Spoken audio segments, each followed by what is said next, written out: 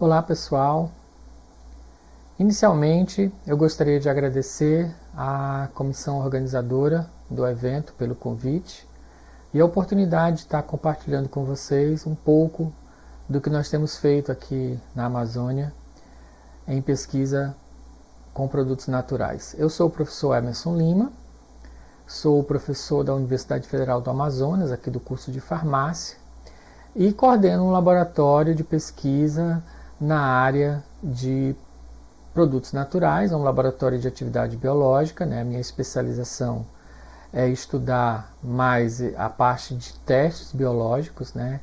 E desde que eu vim para Manaus, eu tenho me concentrado no estudo de plantas amazônicas, plantas medicinais principalmente, mas não obrigatoriamente, onde a gente tem estudado principalmente a aplicação dessas plantas em doenças crônicas, então, que é o meu foco de pesquisa.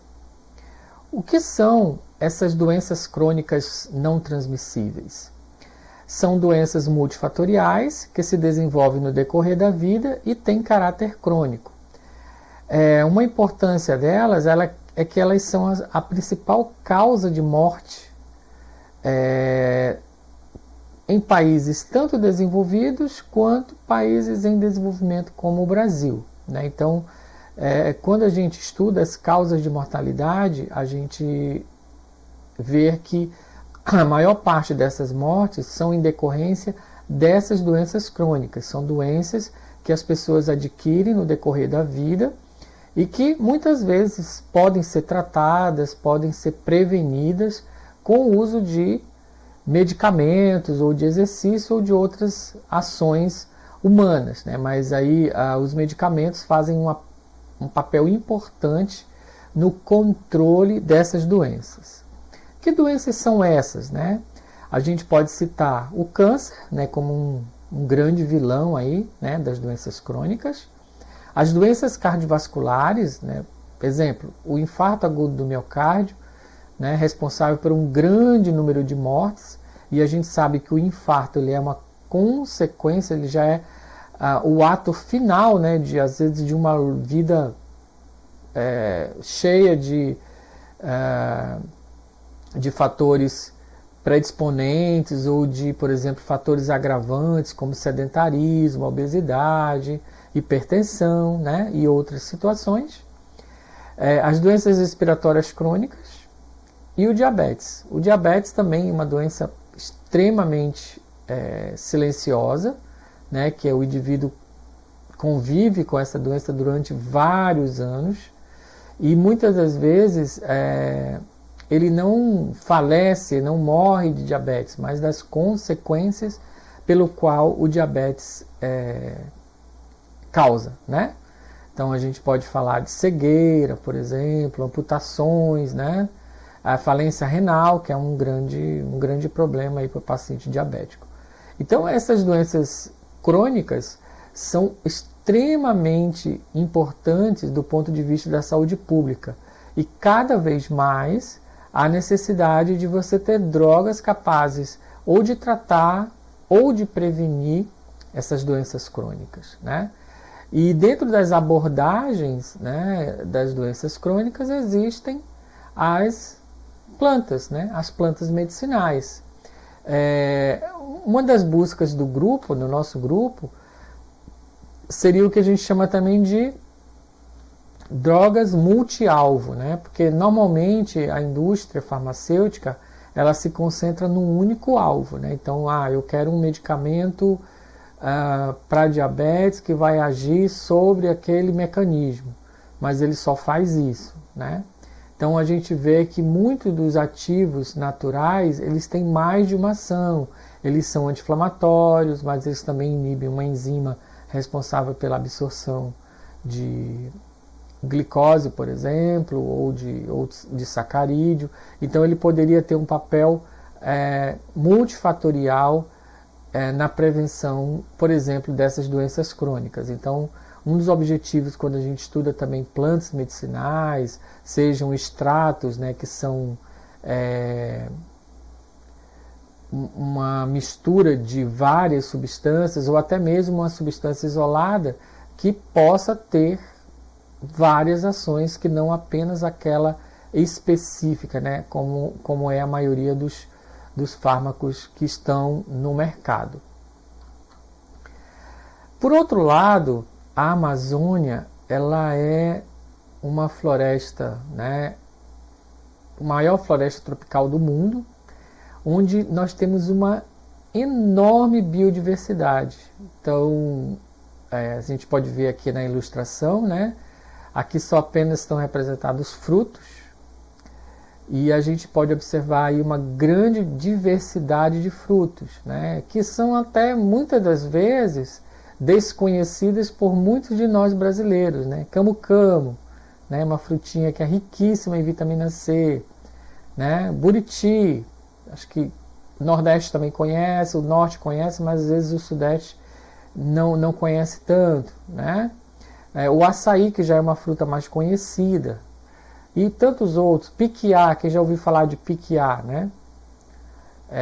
Parente do pequi, mas ele tem diversas características interessantes. Então eu falei só de frutos e sem falar das plantas. Existem literaturas que relatam que apenas 1% só das plantas existentes na Amazônia foram totalmente ou parcialmente estudadas.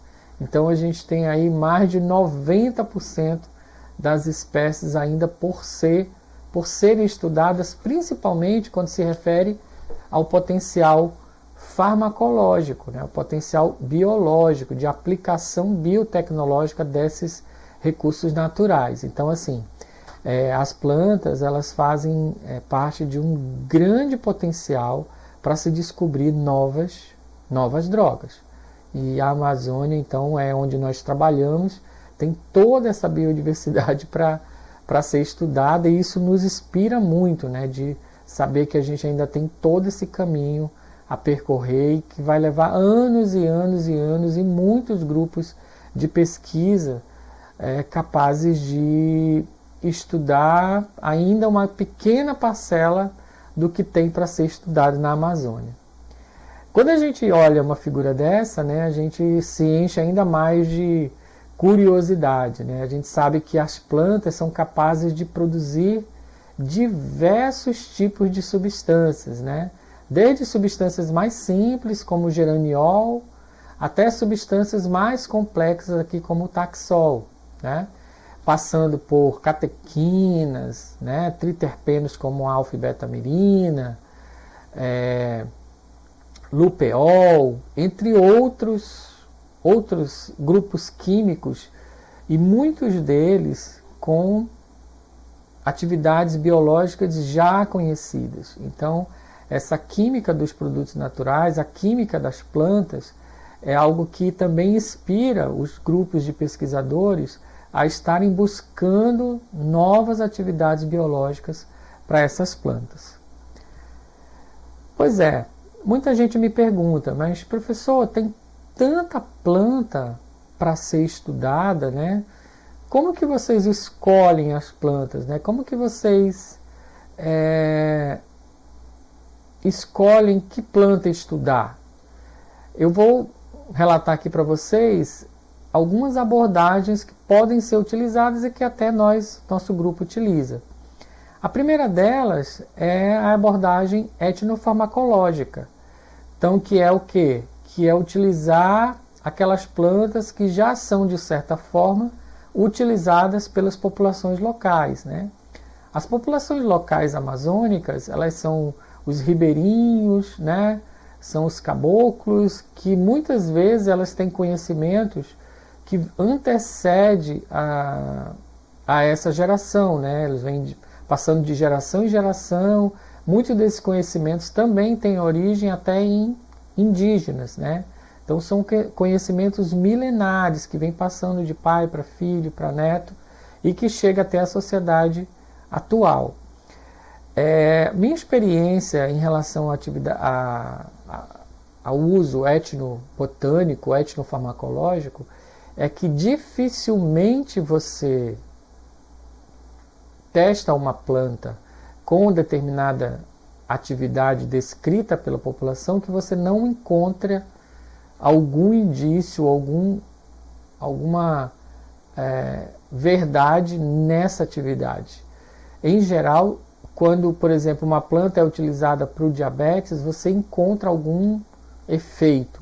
Às vezes esse efeito é um efeito mais tênue, é um efeito menor do que de um medicamento, né, que está lá na prateleira da drogaria, claro, mas você sim encontra algo de verdadeiro, de real nessa atividade. Então, a busca, a escolha da planta pelo uso popular pode ser uma boa escolha, tá? Mas não é a única. Por exemplo, existem grupos que se especializam em estudar famílias de planta. Por exemplo, vou estudar aqui a família Myrtaceae, né? A gente vai falar um pouquinho ali da Eugênia policyfolia, da família Myrtaceae. Então, tem grupos que se preocupam, passam anos e anos estudando várias espécies daquela determinada família ou daquele determinado gênero, né? Ali, às vezes, eles encontram classes de compostos parecidos e que podem ter atividades parecidas ou atividades diferentes. Então, essa é uma outra abordagem. Uma outra abordagem é através também da presença de substâncias fitoquímicas, né? De fitoquímicos, utilizando aquela família produz aqueles metabólitos, então eu vou me inspirar nesses metabólitos para estudar determinadas atividades biológicas. Isso também é uma outra forma de escolher qual planta estudar, né? Nós temos feito essas diferentes abordagens no decorrer desses 10, 15 anos que a gente tem trabalhado aqui na Amazônia estudando plantas, né? Então, eu vou demonstrar para vocês agora alguns exemplos, né, desse tempo que a gente tem estudado, de espécies que têm demonstrado algum efeito, principalmente no que se refere às doenças crônicas, né? Os focos que a gente trabalha no laboratório são inflamação, obesidade, diabetes e hipertensão, entre outros, mas esses são os principais aspectos que a gente vem trabalhando. Então, um exemplo aí bem característico, até bem conhecido, né, da região amazônica, é a copaíba. A copaíba, a população utiliza o óleo da copaíba, né, vocês podem ver aqui na foto, esse óleo ele é extraído a partir do tronco da árvore, né, o índio lá, o caboclo, ele faz um furo no tronco da árvore e a partir desse furo sai um óleo resina, que é muito utilizado pela população local, principalmente como anti-inflamatório cutâneo, né? O óleo ele não é muito utilizado por via oral, né? Mas ele é utilizado muito para afecções cutâneas como anti-inflamatório, como cicatrizante, entre outras atividades. Lembrando que a copaíba, eu tenho diferentes espécies, né? Então, aqui na região onde a gente está, a espécie mais abundante é a multijuga, mas a gente tem várias outras espécies possíveis. Esses óleos, eles têm como característica, independente da espécie, um marcador que é o beta-carofileno, né, que é um sesquiterpeno, e todos esses óleos resina de copaíba, eles podem ser destilados, eles podem ser fracionados em duas frações bem distintas, né? Uma fração de voláteis, basicamente sesquiterpenos, entre eles o beta-carofileno, que é um dos principais, e na parte resinosa, não volátil, eu tenho os ácidos diterpênicos, né? Ácido copálico, 3-hidroxicopálico, ácido radioídico, entre outros, né? Então são vários diterpenos que podem também ser extraídos e isolados. Inclusive nós já fizemos trabalho com óleo bruto, nós fizemos trabalho com o óleo destilado e nós fizemos trabalho com os de terpenos. Eu vou demonstrar aqui alguns trabalhos que a gente fez. O primeiro trabalho foi um trabalho que a gente fez com o óleo destilado da copaíba. Então, esse óleo destilado, a gente elaborou a partir dele uma nanoemulsão, né? Adicionou uma formulação nano e incorporou no óleo destilado da copaíba. Nesse experimento, a gente estava testando o efeito anti-artrite, né, desse preparado. A gente induziu essa artrite com zimozan em camundongos e tratou com a copaíba pura, que é o óleo do jeito que sai da árvore, a copaíba destilada, só a nanoemulsão contendo o óleo de copaíba destilada e o diclofenaco.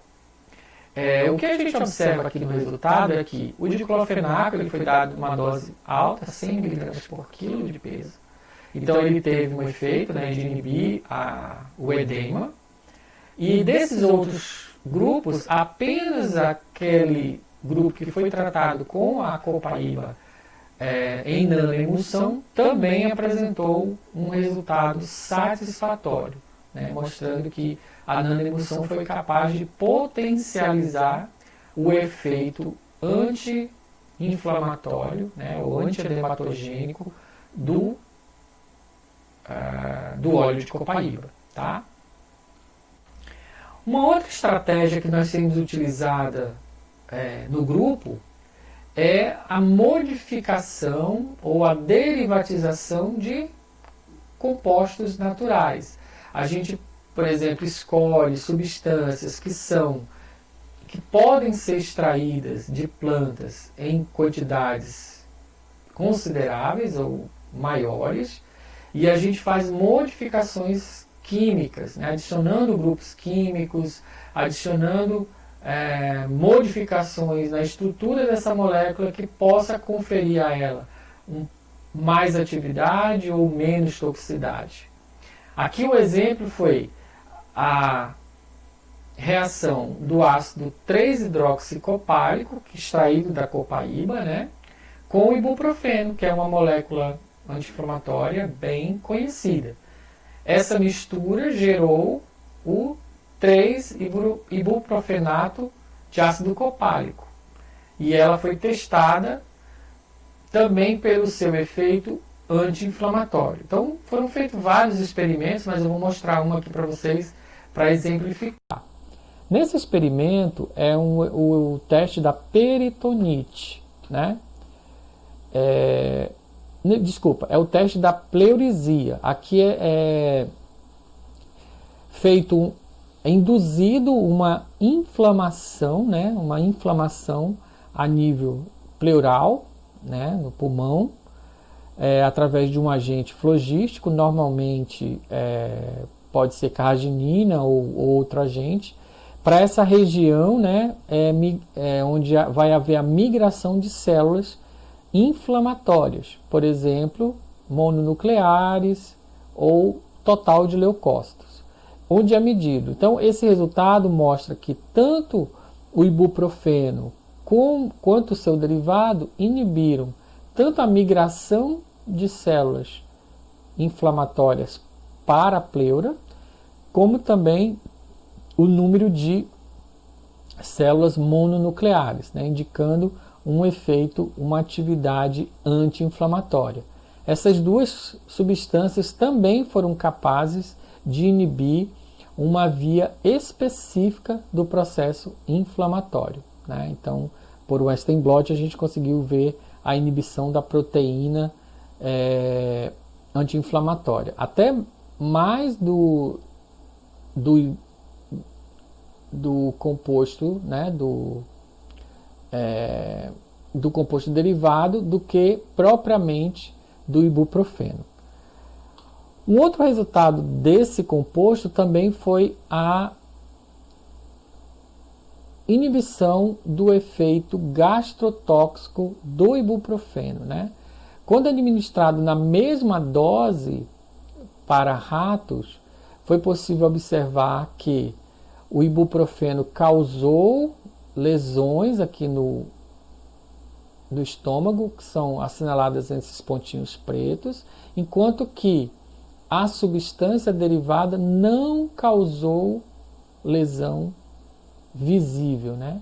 Ou muito menos lesão do que o ibuprofeno. Lembrando que no teste de atividade eles foram muito parecidos, ou seja, permanece a atividade anti-inflamatória do ibuprofeno, mas sem causar o efeito gastrotóxico. Isso é um dado bem interessante que até faz com que a gente possa pensar em explorar esse composto em outros ensaios. Isso está sendo pensado pelo grupo. Uma outra planta também que foi estudada é o breu. O breu, na verdade, também é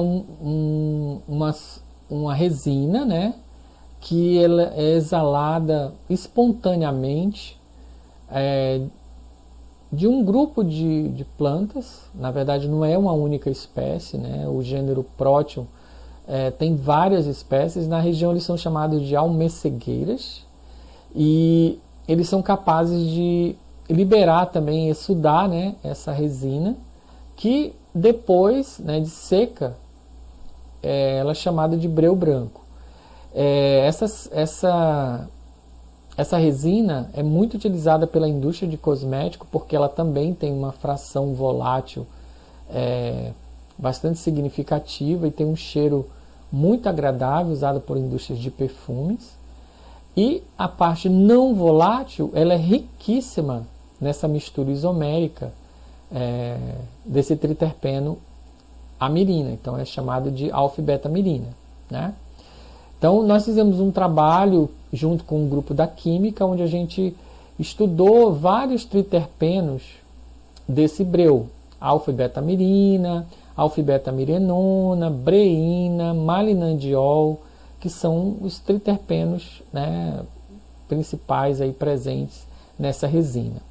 O que foi interessante foi que quando nós testamos a mirenona, nós conseguimos enxergar uma diferença de atividade, principalmente de inibição enzimática, quando comparado com os outros triterpenos. A mirenona, então, é a fração oxidada da mirina, só que ela existe na planta numa concentração muito baixa, 0,1 a 1% desse teor de amirina. O que nós fizemos foi, em laboratório, fazer essa reação e purificar essa mirenona, né? Então a gente criamos uma forma bem eficiente de extrair a mirina do breu e produzir uma mirenona artificialmente. E essa mirenona então foi testada em laboratório. Inicialmente a gente tem assim uma abordagem de fazer inibição enzimática, né? Quando a gente pega um extrato novo, uma substância nova, antes de ir para os testes em célula ou até mesmo os testes em vivo, uma dos testes que a gente faz é a inibição enzimática. E aí a gente testou alfa-amilase, alfa-glucosidase, lipase, e a gente viu que essa mirenona, quando testada, por exemplo, para amilase, ou quando testada para lipase, ela demonstrou um efeito muito interessante, diferentemente dos outros triterpenos. Então ela inibiu alfa-glucosidase, que é aquela enzima, por exemplo, que atua na absorção, né, promovendo a absorção de glicose e outros monossacarídeos, e a lipase, né, que é importante para a absorção de lipídios. Inibindo alfa-glucosidase poderia ter um efeito sobre a glicemia, e inibindo lipase poderia ter um efeito sobre colesterol, triglicerídeo, né, principalmente triglicerídeo. e também um efeito anti-obesidade. Então nos culminou essa dúvida. Então nós desenvolvemos um trabalho onde a gente induziu a obesidade em camundongos.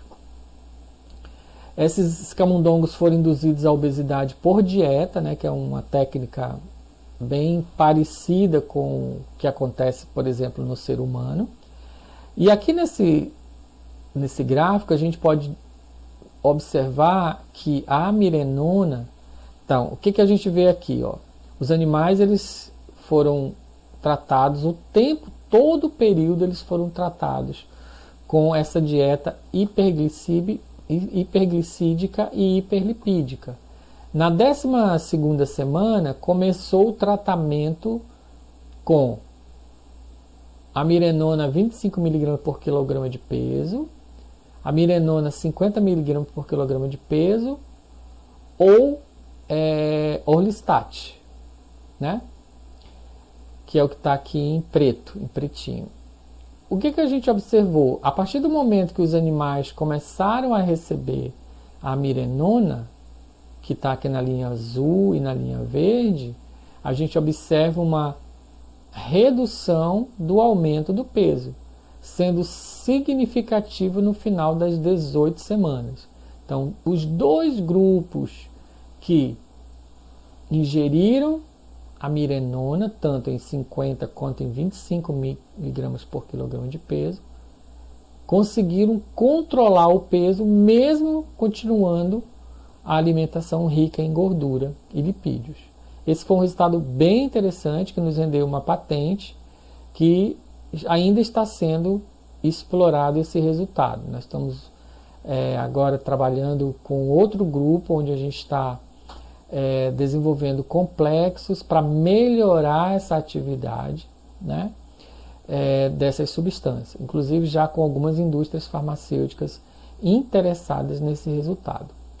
Então, é o exemplo aqui, claro, né, de uma substância que é puramente natural, né, apesar dela ser produzida de forma artificial aqui, porque a gente fez uma semissíntese, né, mas ela existe na natureza, com um efeito bem importante, talvez, né, um efeito significativo sobre a obesidade. Então, esse é um resultado que está sendo explorado e a gente espera no futuro próximo ter efeitos, ter dados mais reveladores sobre esse efeito. E o mecanismo pelo qual essa amirenona poderia atuar na obesidade pode estar relacionado à inibição das enzimas, né, principalmente lipase. E é importante também salientar que esses animais não apresentaram toxicidade, ok? Esses animais depois foram avaliados em relação aos tecidos, fígado, rim, pulmão, coração, não apresentaram toxicidade. Houve também uma diminuição significativa no tamanho dos adipócitos dos animais tratados com a alfa-beta-amirenona.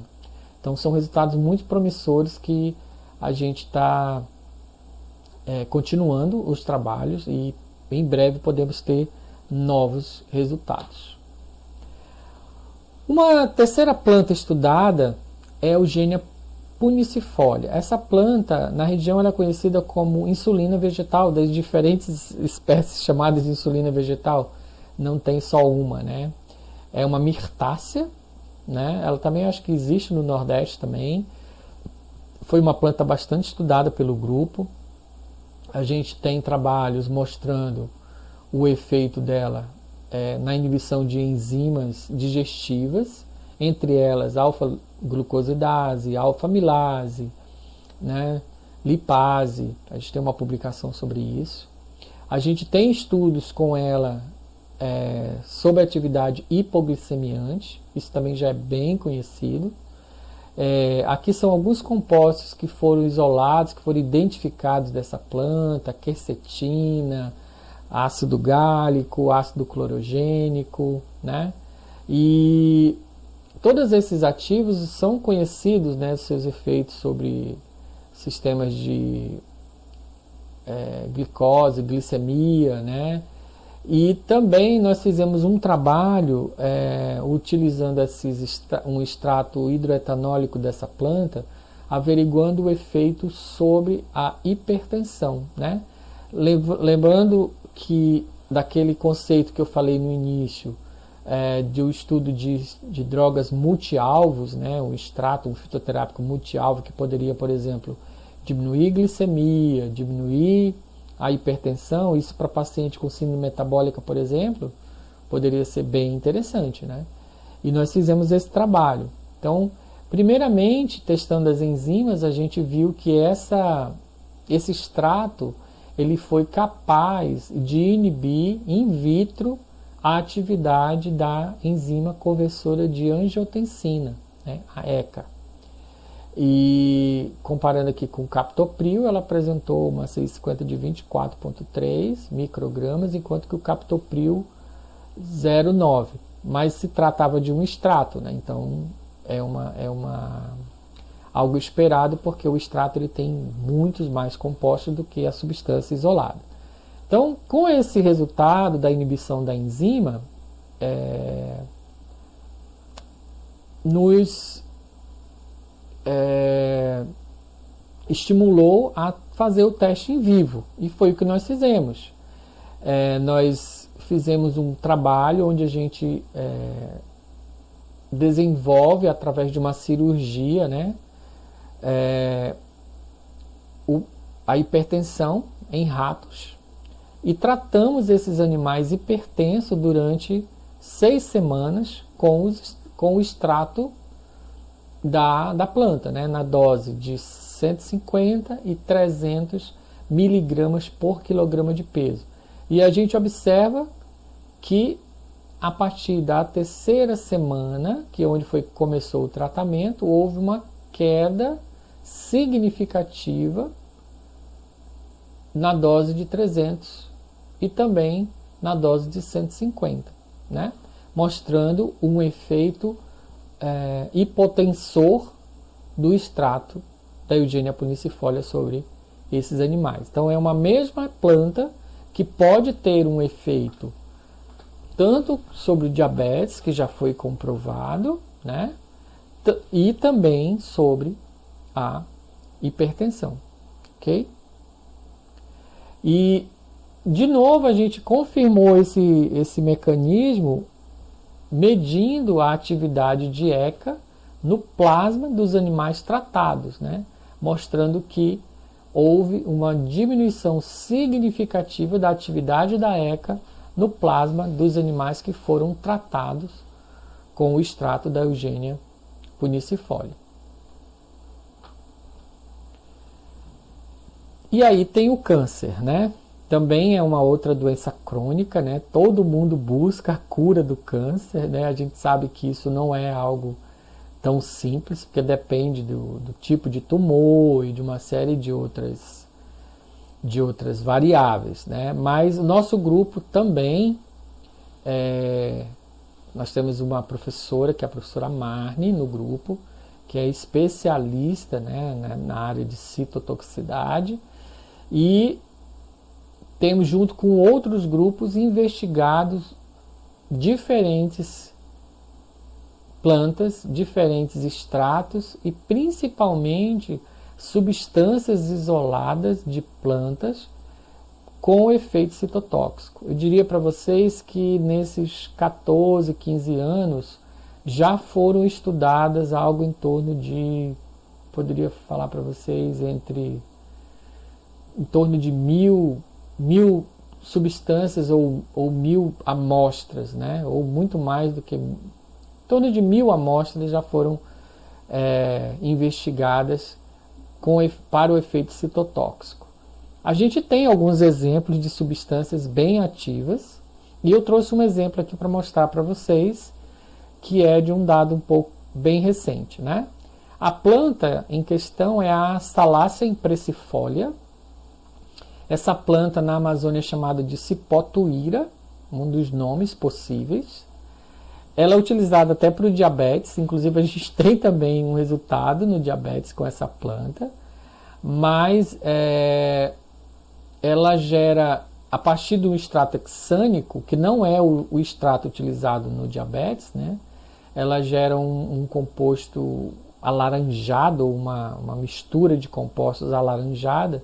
E quando nós fizemos o teste de citotoxicidade, a gente viu um efeito importante de citotoxicidade, o que nos levou a investigar esse extrato ou essa fração para atividade citotóxica. A partir do estudo fitoquímico dessa fração, chegou-se a 22-hidroxitigenona, né? Essa molécula aí, que apresentou efeitos muito promissores para algumas células tumorais. Essa é uma tabelinha mostrando o efeito citotóxico, né, a 650 em micromolar da hidroxigenona, por exemplo, em células de melanoma, escamel, né, 3,29 microgramas, próstata, mama, cólon, né, células resistentes, né, a doxorubicina, e MRC5, que é uma célula normal, né? Então você vê que a substância ela mata as células em concentrações bem baixas. Ah, mas a doxorubicina também mata, mas essa substância é uma das substâncias utilizadas como padrão, né? É uma das substâncias mais citotóxicas que a gente tem na literatura, que a gente fala de uma substância nova, né?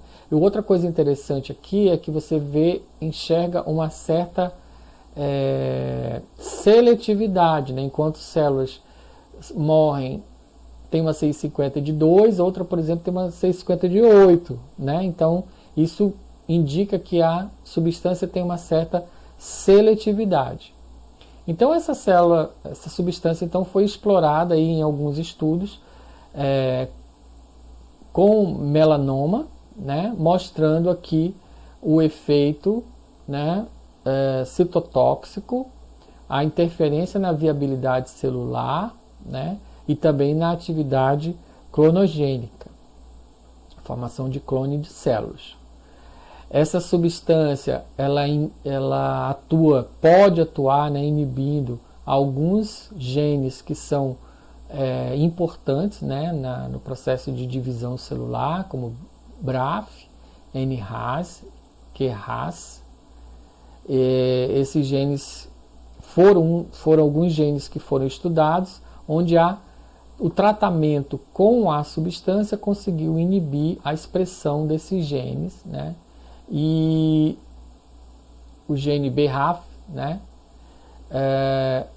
assim como os outros, foi capaz de observar nesses genes uma redução, né, da expressão gênica, que poderia ser um dos mecanismos pelos quais essa substância age, né, nessas células.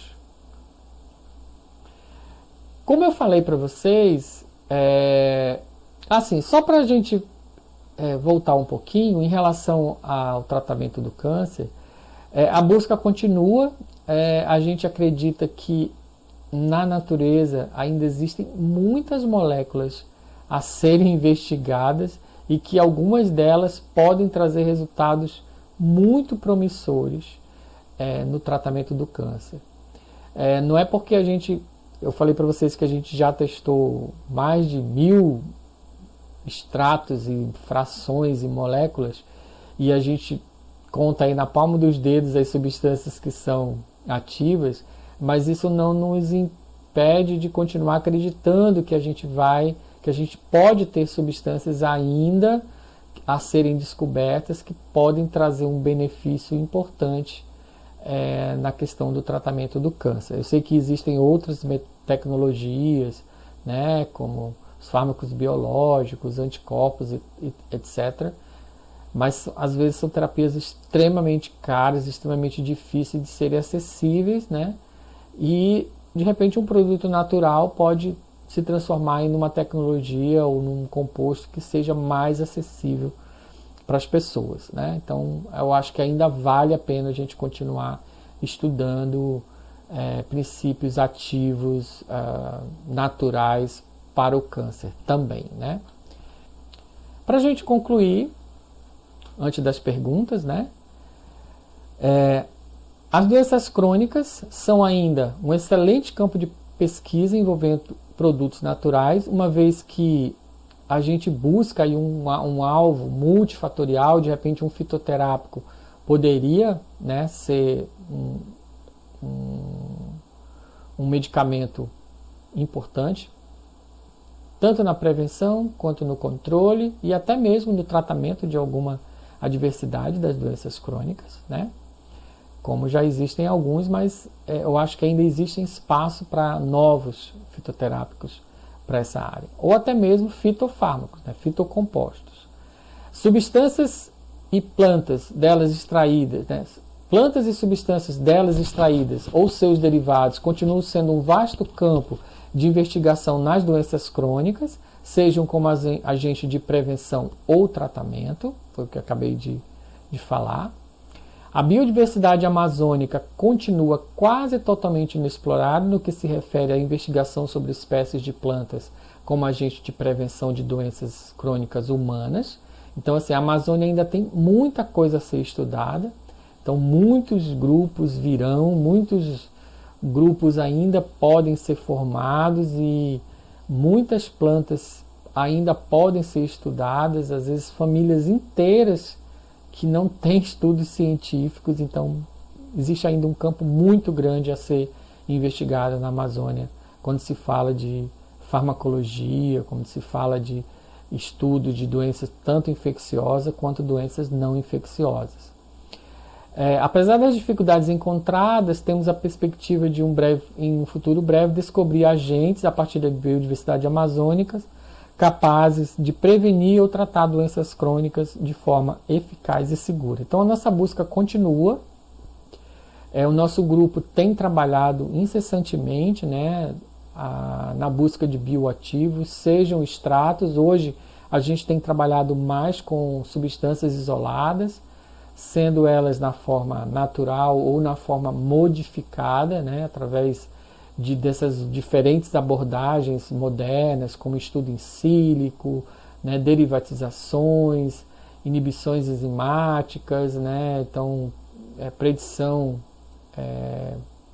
computacional, para tentar diminuir o tempo, né, de descobrimento de moléculas bioativas. Então a gente acredita que não só uma, mas várias moléculas podem ser descobertas e podem despertar o interesse de indústria, que podem desenvolver no futuro aí medicamentos que tiveram como origem um produto natural amazônico. Para finalizar, eu gostaria de agradecer à Universidade Federal do Amazonas, na minha casa, onde a gente tem um laboratório bastante moderno, com uma estrutura bem adequada para o trabalho. As agências de fomento, CNPq, CAPES, né, que dão bolsa para os alunos e também financiamento de projetos. E a FAPEAM, que é a nossa agência do Estado, que tem constantemente aberto chamadas, propiciando que a gente possa ter recursos para custear essas pesquisas. E o meu laboratório, o BioFá, que é o Laboratório de Atividade Biológica, onde nós temos um grupo aí de 20 e 30 pessoas, entre alunos de iniciação científica, de mestrado, de doutorado. Eu coordeno junto com a professora Marne, né, que é da área de citotoxicidade, e a gente tem aí batalhado para desenvolver produtos ativos a partir da biodiversidade amazônica. Então agradeço a atenção e fico à disposição para perguntas.